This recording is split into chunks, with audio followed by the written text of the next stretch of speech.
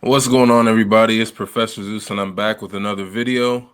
If you're new to the channel, please leave a comment after you watch the video, and subscribe. We're on our way to 400 subscribers, and we are taking the humble route. So, as you all may know, Valentine's Day had just passed, and it was, Valentine's weekend and all that good stuff.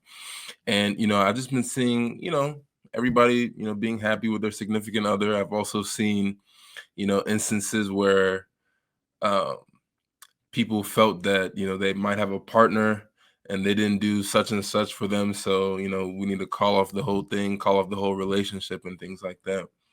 So somebody had sent me this video and they said, "Hey, Professor Zeus, I see how you and your family move, and I really like it, but I just feel in this day and age I'm destined to be caught up like this video that I found, and I really want to get your insight on it." So right now we're gonna watch this video. Um, it's called 38 Years Old, Never Married, No Kids. Um, as we watch it, we're going to have some insight, and then we're going to be able to have a conversation about what the future looks like for family creation, for the future, legacy, different things like that. So without further ado, let me pull up the video and let's see what he has to say. Never married, no kids. I've never really thought about that until recently. My whole life, I never really wanted kids. For whatever reason, I was just like the Peter Pan syndrome, always feeling like a young, wild teenager at heart. Didn't want to be tied down, didn't want to really bear the responsibility of kids. So it was never really an issue. But as I'm getting older, at 38 years old, I think to myself, damn, I kind of feel like I should have kids. And unlike a lot of guys, I've had pretty good luck with dating as far as like getting attention and getting dates and hookups, unfortunately, which I kind of regret. I've had pretty good luck with that. But I've literally never dated a girl that fully convinced me or had me convinced that she would be someone to trust on a level of like marriage, forever commitment, and children. It doesn't take much to go. So let me just stop here with the commercial. In life, right, it's really important to kind of understand the type of person you are. Self-awareness is really key. And even when I got married to my wife, originally I was pretty skeptical, but she had different traits and different qualities that I felt could not only, compliment me, but, I really saw that, she appreciated me. And I think what's going on in this culture right now and how things are moving, a lot of people are afraid of commitment because mainly because of social media, where you have so many different types of people being able to do different types of things for their partners.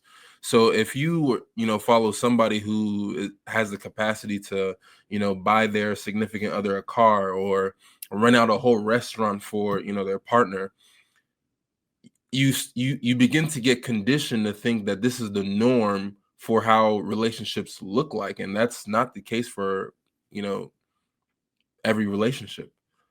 You should be able to do what you can do for your partner. But also, I am against the whole idea of Valentine's Day, because if you are with somebody that you really care about, if you're really with somebody that you really love and appreciate, then this should be an everyday type of thing. You don't really need one day just to say, hey, I love you. You should be constantly affirming them and letting them know, hey, I really appreciate you. I love you. You do X, Y, and Z, and I really appreciate that. It really means a lot to me.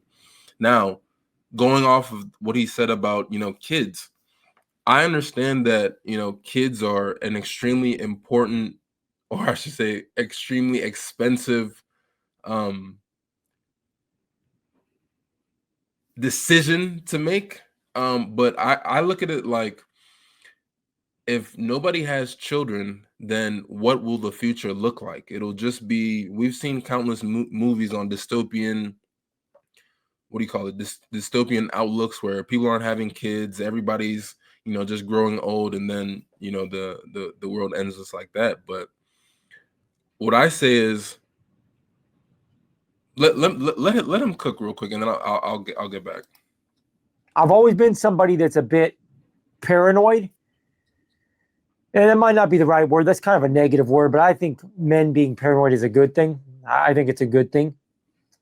And a long time ago, one of my buddies, my friend Randy, he brought up looking at his girlfriend's Instagram. Never really thought of it before that. And the girl I was dating at the time, I happened to do what Randy said. I went on her Instagram and I looked at who she's following and stuff. And immediately it was tons of stuff that I'm not okay with, and I don't think men should be okay with. She's following a bunch of inappropriate pages that I won't even say, following a bunch of dudes, whatever. It's not the point of the video. There was stuff I saw on there that was red flags to me.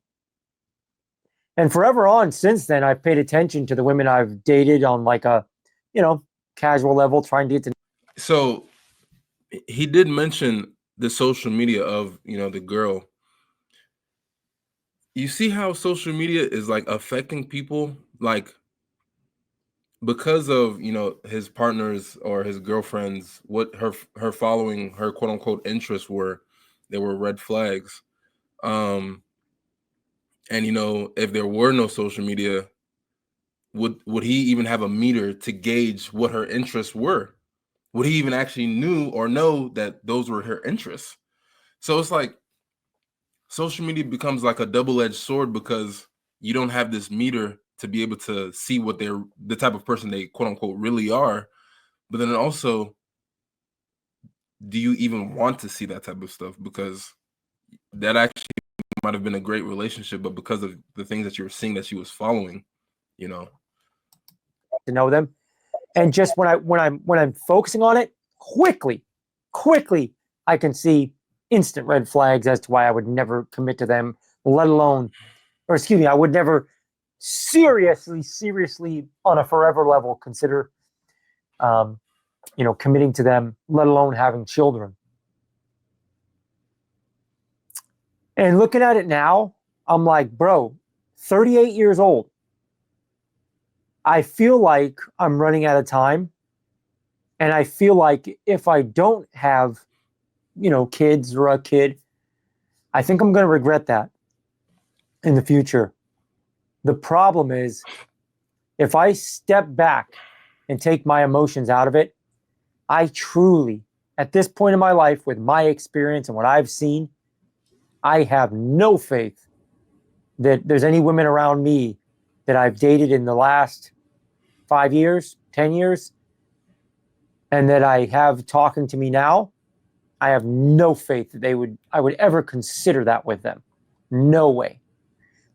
And I'll go a step further. A lot of guys disagree with this. They might disagree. I think most men, at the very least, most men that are in healthy relationships right now are overlooking things that I would never overlook, and a lot of people would never overlook, and that's why they're calling it healthy.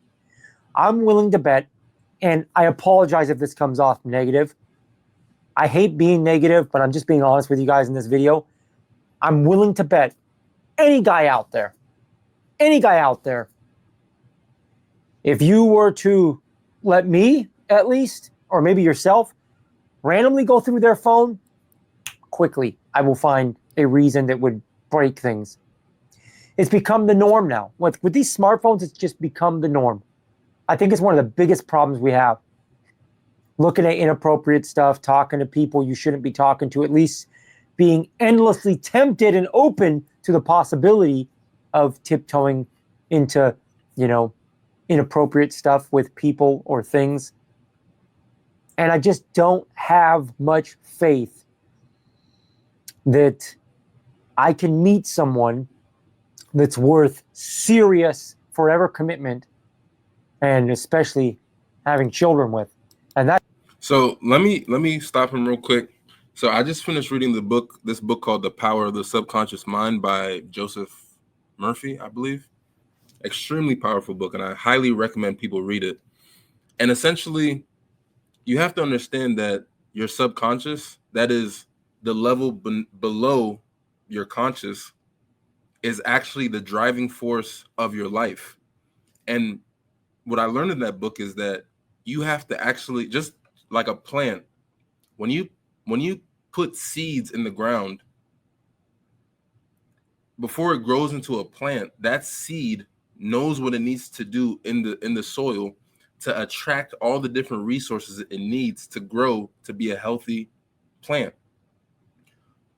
That same ideology, that same way of thinking applies to everyday life. If you're constantly negative, if you're constantly doubting yourself or doubting your actions or doubting the way life is going to go, your life is going to be a reflection of your thoughts.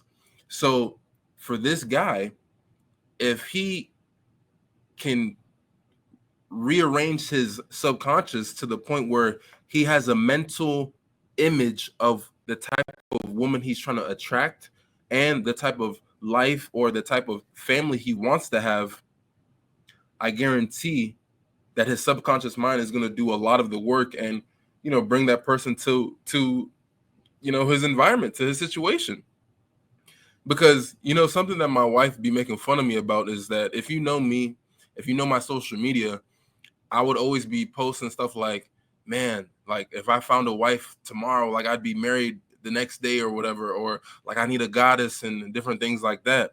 But then once I met my wife, it's like I was counteracting my subconscious, because like my subconscious was telling me, you can ask all my friends, anyone who's in my like close circle, they would always tell you, oh yeah, Zeus, he was always like looking for a wife and different things like that.